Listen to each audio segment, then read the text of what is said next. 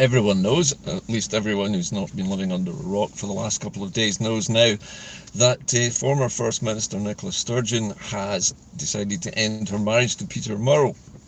The announcement was made in the press. I'm guessing it was a bit of a surprise for the press, but not so much for perhaps the rest of us, that Nicola Sturgeon has decided at this moment that she and Peter should separate. Now, I'm not going to criticise this, but there are a couple of things I think that's worth pointing out. The first thing is that it's very easy to jump to the conclusion that this is some kind of confirmation of what we all suspected, and that would be that this was a marriage of convenience. Whether or not Peter Murrell and Nicola Sturgeon are heterosexual actually doesn't really matter to this, but I think a large number of us believed that this marriage between the former First Minister and the CEO of the SNP was definitely a marriage of convenience, because it united both the leader of the country with the leader of the party which governed, and that was the ultimate power couple. Since Nicola Sturgeon decided to resign, having failed to hold the referendum that she had promised, it's been very obvious that the United Kingdom has had this in mind all along, to humiliate the former First Minister in as many different ways as possible. And of course their first go-to was the so-called missing £600,000 of donations, which the United Kingdom and the CPS, that's the English Crown Prosecution Service, the Crown Office and Police Scotland, and presumably the Procurator Fiscal Service, which are all buttoned up together, incidentally, under the oversight, if you like, of the UK's Crown Office, had decided to try to prosecute the couple for this alleged fraud.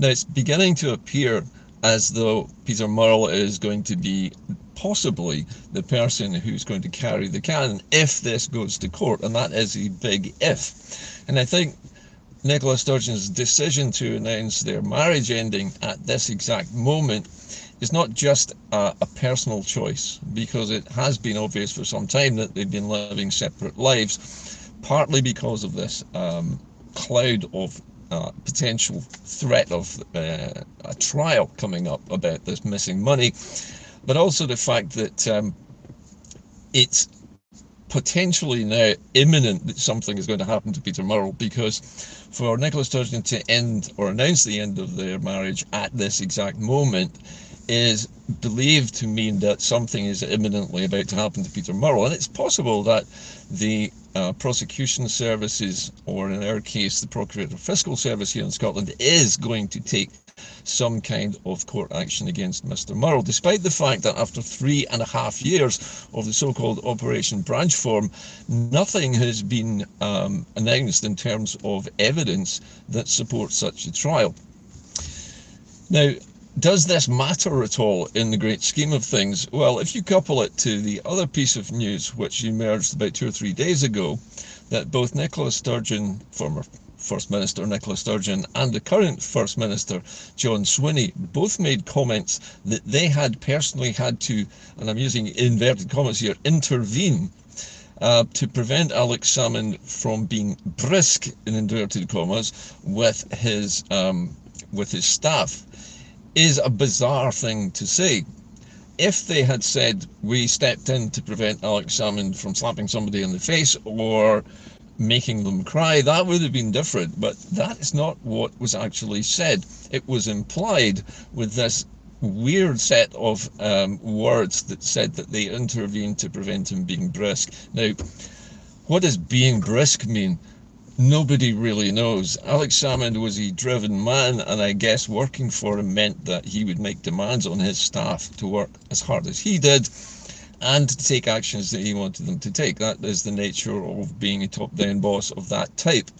It's possible that some people did feel a bit put upon, or were forced to take actions and didn't feel they were treated particularly well, but that is not the same thing as abuse, and it's not the same thing as having to intervene to prevent so-called bullying.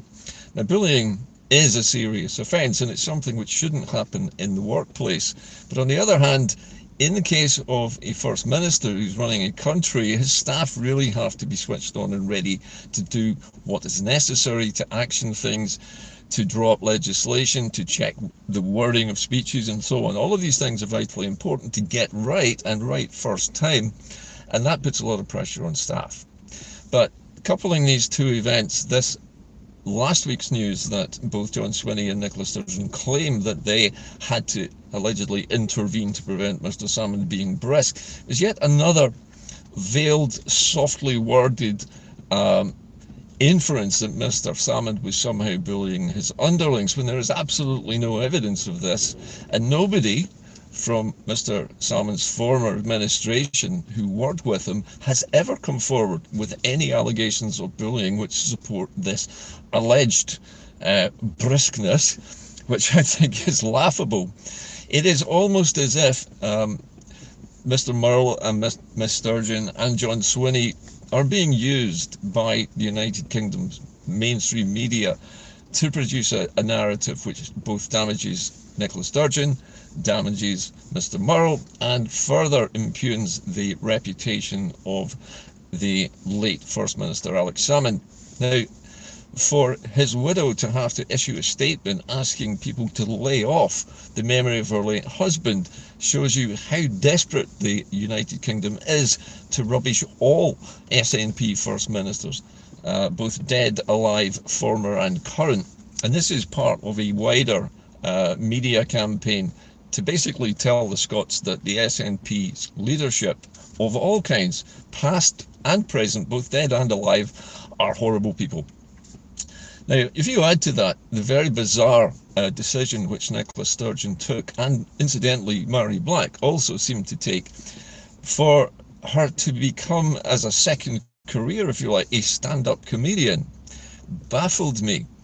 It baffled many people for a number of reasons. It didn't sound like the sort of thing a woman with the kind of reputation which Miss Sturgeon had as a politician would suddenly decide to become a clown. Basically, that is what this implies as well. And this also seems extremely strange. Who suggested to Nicola Sturgeon that she should go on the comedy circuit? And even more interesting, why did Mary Black decide to do it? Now, to be fair to Mary Black, she can be quite funny. And perhaps I could have understood her decision to become a stand-up comic because she speaks broad Glaswegian. I think she actually came from Paisley originally, but she can be pretty amusing, and that might make some sense. But for the former First Minister to do it doesn't. And when so many things that either make sense or don't make sense in the context of a former First Minister happen together, you can't really dismiss all of this as pure coincidence. It seems to me and to many other people to have been carefully orchestrated well in advance. And remember, in politics, nothing ever happens by accident or coincidentally. Most things are planned well ahead. So my suspicion is, at the moment, this is the final chapter in the United Kingdom's massive smear campaign, firstly against former First Minister Alex Salmond, who has been, or whose widow has seen his memory trampled in the dirt by the mainstream media, but even worse, by his former protege, Nicola Sturgeon, and John Swinney as well, both of whom were in Mr. Salmond's original administration. That's very weird. But then to have Nicola Sturgeon ridiculed in the way that she has been, to leave her office under a cloud after actually giving the United Kingdom Supreme Court the opportunity to say that we can't have a referendum, none of this is accidental. However, does it affect what's going to happen next year? Remember, this is 2025 and the next Holyrood election is next year in 2026. Well, it says one thing to me, and that is that the United Kingdom's media and the politicians involved in these strange occurrences, that's Nicola Sturgeon, John Swinney, and to some extent Peter Murrell, I guess, although he's not a politician, these things, I think, are sent really being pushed heavily in the media to give us the impression that we should not trust any SNP politician when we go into the ballot box next year. Now, many of us already felt that way and felt that we didn't trust our SNP politicians anymore because it looks, and based on the evidence I've just presented there, it looks very much like they have been got at either by being coerced or because they are cooperating willingly. Now, I actually think the latter is very unlikely. I do not think that Nicola Sturgeon would have been doing this kind of thing, saying these kind of things, if she weren't being coerced in some way or other. The ending of her marriage, I think, is an indication that something is about to happen, which she does not want to be associated with, presumably to do with her soon-to-be ex-husband, Peter Murrell. Now, if that's the case, then what's going to happen to Peter Murrell will probably be the last act of this gigantic smear campaign, the final nail in the coffin, as the United Kingdom would see it, for the SNP as a viable party of government in Scotland. Now, in trashing it so comprehensively like this, and believe it or not, the UK is well able to mount such a long-term insidious campaign as this over decades if they feel like it, that leaves the rest of us poor voters with a bit of a problem. Who do we vote for in the upcoming general election to Holyrood? I had suggested 2 or 3 programmes ago a thing called the Spartacus initiative, which would see many of us, just ordinary people, working people who are maybe activists promoting Scotland's cause for independence, actually stepping up and saying, I'm going to stand as an independent candidate for independence, and I'm not going to represent any party at all. Now, I have to caveat that with my support for the ISP. Now, the Independence for Scotland party under Colette Walker has taken a very different approach to the whole cause of independence, and they are very much putting that to the front and campaigning for independence and for there to be a vote on independence so that we can settle this once and for all. So I tend not to include the ISP in this grouping of politicians. Now, I do not know enough about ALBA to make any comment at all about them. My experience so far watching the feeds regarding ALBA is that there is a great deal of sniping going on between some activists in ALBA and some activists from the SNP still having a go at one another. But then, given the fact that the British media has presented the SNP in such a poor light and made it appear to be corrupt and incompetent, and still focusing so ridiculously on the fact that a ferry was 20 minutes late departing as a major news headline, it just goes to show you how desperate they are to give us all the impression that our politicians can't be trusted. If, like me, you've never really felt the need to join a political party, but you are committed to independence and prepared, perhaps, to give up your job for 5 years and stand as a candidate in the upcoming general election for Holyrood, then I would recommend that you do it. In the last 10 days, I was approached by a Yes group in one of the rural coastal communities of Scotland who asked me if I would stand. Now, to be honest with you, I had mentioned the fact that I would consider standing, but you need to have a fair amount of support for that. I don't know if I have that support. So at the moment, I'm seriously considering this invitation, but in the process of looking into this, I need to do 2 things. First of all, I need to visit this group. I need to speak to them. I need to speak at a public meeting. I need to present myself and what I would do if I was elected, what I would be fighting for, and who I would align myself with in order to get this done.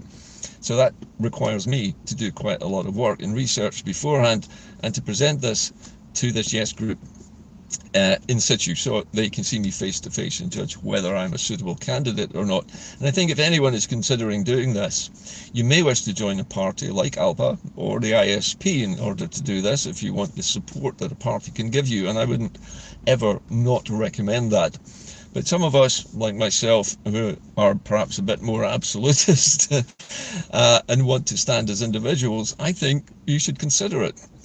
And I can think of a number of people I know on these channels who have their own podcasts, who have their own broadcasts, who do their own video making and their own blogging, who could potentially stand and would be recognisable and supportable. Anyway, that is about it from Inde-Car today, but really I'm trying to put the pieces together of what's happened in the last few days, culminating in this announcement of the Murrell marriage breakup and what it might actually mean in the future. But it does not mean particularly that anyone in the SNP is particularly corrupt, although I'd have to say that Mr. Swinney's administration seems to be dithering on the sidelines and has been, I think you'd have to say, inferring all sorts of unpleasant things about the former First Minister Alex Salmond on the sidelines, and that is not helpful, and that looks deeply suspicious to most independence-minded voters. So that kind of thing, if the SNP is to get anyone elected in 2026, they need to clear that out, and they need to re-establish themselves as a party of independence first and foremost, and not a devolutionary party which is going to take part in whatever smear campaigns the United Kingdom decides to mount. The more of us, I'm talking about the more ordinary people, stand and successfully get elected, the harder it is for the United Kingdom to target the leader of a group, because if you're not in a group, then you're not a leader of a group, and therefore not worthy of the kind of negative attention which all of the main leaders of parties normally attract. And that would be the strength of the so-called Spartacus initiative. If we have enough of us who are not party aligned getting elected into a pro-independence grouping at Holyrood. Now that could include both the SNP members, whoever they are if they get elected, perhaps ALPA members as well being elected, and ISP members being elected too. And that would give a very broad cross-section of the Scottish pro-independence populace being represented in majority and being able to form a majority government, an absolute majority, not one which relies on other parties for support. And that would be a good thing, because that would broaden out the scope.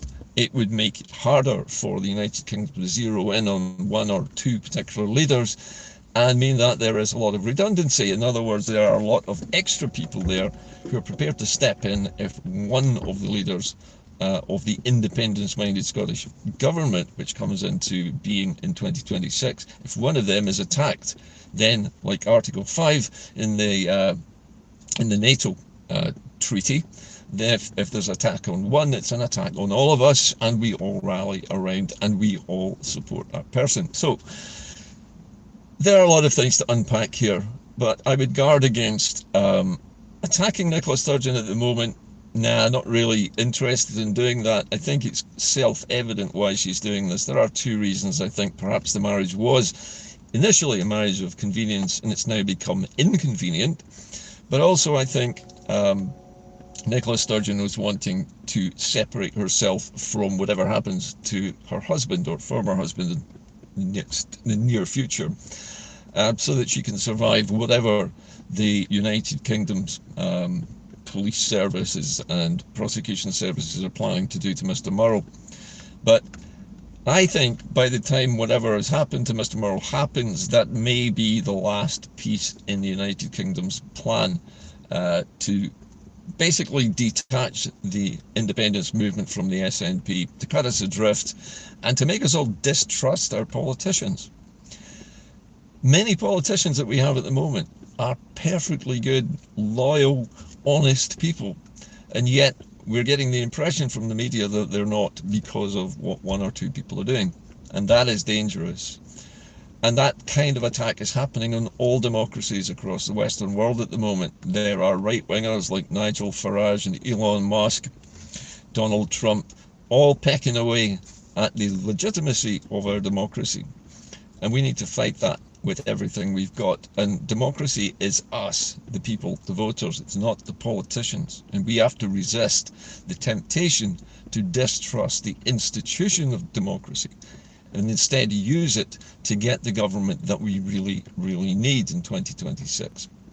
Anyway, I guess that's it from me today, a bit verbose, I apologise for that, but I just want to get you thinking about how and who you vote for in 2026 going forwards, based on the attempt at a complete smear of the SNP by the British state media and the United Kingdom in general. It's having an effect, but we need to keep in mind that that's what it was intended to do. We need to keep faith in ourselves. I always say keep the faith at the end of each broadcast. I mean it as in keep faith with each other. And I include our politicians in that. And there are many, many politicians who I do like, and I want to stay in the pro-independence group in Holyrood after 2026. That's it from Inde-Car today. I'll see you all soon. Thank you for staying with me, and thank you for all your comments as well. It's not always possible for me to read them all as I'm going live. They kind of come up on the screen and then fade away. But keep the faith. Think about what I've said, and think about who we're going to vote for, and if you want to be one of those people that is voted for. I'll see you soon. Bye for now.